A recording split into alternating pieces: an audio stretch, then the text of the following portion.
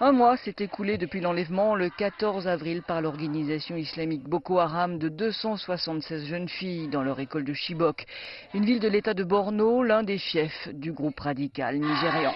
Ces jeunes filles chrétiennes, on en voit ici une centaine en prière et voilées dans un lieu inconnu.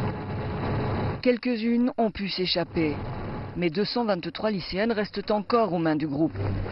Celles qui ont pu s'enfuir ont expliqué qu'elles ont été enlevées alors qu'elles dormaient dans le bâtiment de l'école. Quand c'est arrivé, raconte cette jeune fille, nous étions dans l'école, nous dormions dans le dortoir et puis on a entendu les coups de feu. Alors on est sortis, on s'est regroupés dehors. Les gens de l'école couraient dans tous les sens. Ils nous ont abandonnés dans l'école.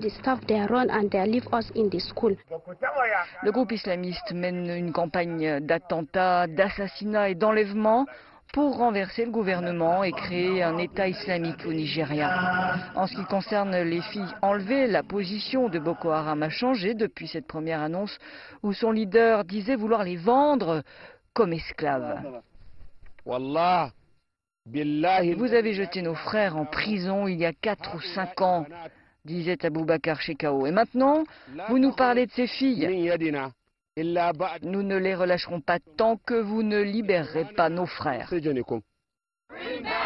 La mobilisation d'abord des parents des captives et puis de la diaspora nigériane a attiré l'attention de l'opinion publique mondiale et a fini par se répandre sur les réseaux sociaux, ce dont se réjouit cet activiste. La puissance des réseaux sociaux, dit-il, c'est la sensibilisation, c'est de pointer les questions brûlantes, de ne jamais oublier. Mais bien sûr, les choses doivent aller au-delà des réseaux sociaux. Il faut passer à l'action, ça ne fait aucun doute. Mathieu Guider, bonjour et merci d'être avec nous. Vous êtes entre autres islamologue et spécialiste de géopolitique du monde arabe et musulman. Alors l'enlèvement de ces jeunes filles a ému le monde entier et leur sort mobilise comme jamais. Pourquoi selon vous cette mobilisation alors que le mouvement sévit, tue et enlève depuis des années et est-elle productive ? Cette mobilisation possède aujourd'hui 2 volets.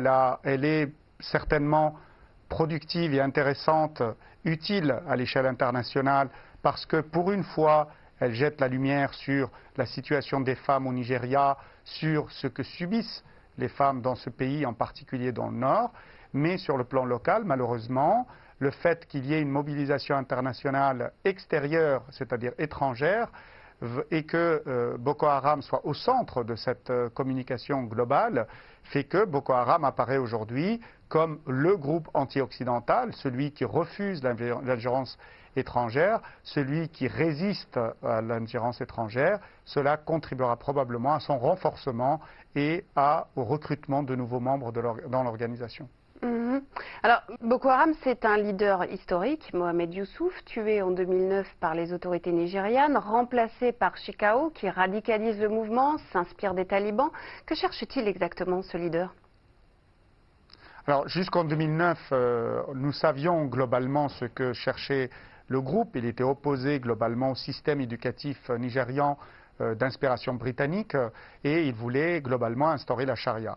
Le tournant de 2009 est très important puisqu'à partir de là, nous avons des leaders, et en particulier l'actuel leader du groupe Shekau, qui lui est plutôt sur une tendance messianique, voulant imposer globalement une vision à l'ensemble de la population dans le nord du Nigeria, et c'est une fuite en avant dans la vengeance et dans les actions de représailles.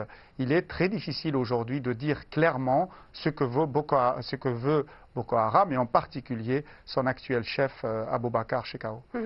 Vous connaissez bien Boko Haram, que les médias qualifient de secte, mais derrière l'idéologie, y a-t-il un business avant tout ? En réalité, il y a les deux. Il y a les deux parce que le fait de s'attaquer à des écoles, à des universités, est une marque, fait partie de la marque de fabrique de Boko Haram. Le changement, en réalité, le plus intéressant, c'est que Shekau et Boko Haram sont entrés dans une logique typiquement médiévale d'application de la théologie salafiste dans le groupe.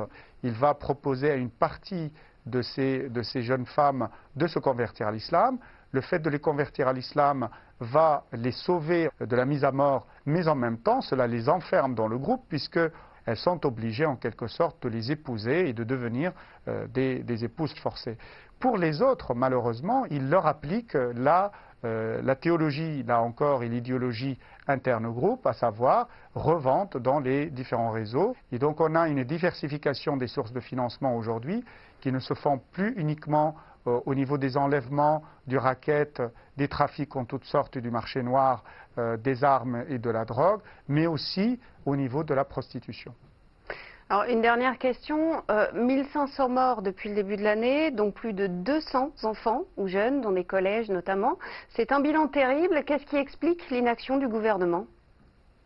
L'inaction du gouvernement s'explique par un ensemble de facteurs très compliqués, mais essentiellement par la situation géopolitique, par les luttes de pouvoir à la fois au niveau fédéral et au niveau également de chaque État. Il n'y a pas un consensus sur la manière de lutter contre ce groupe-là, ce Boko Haram.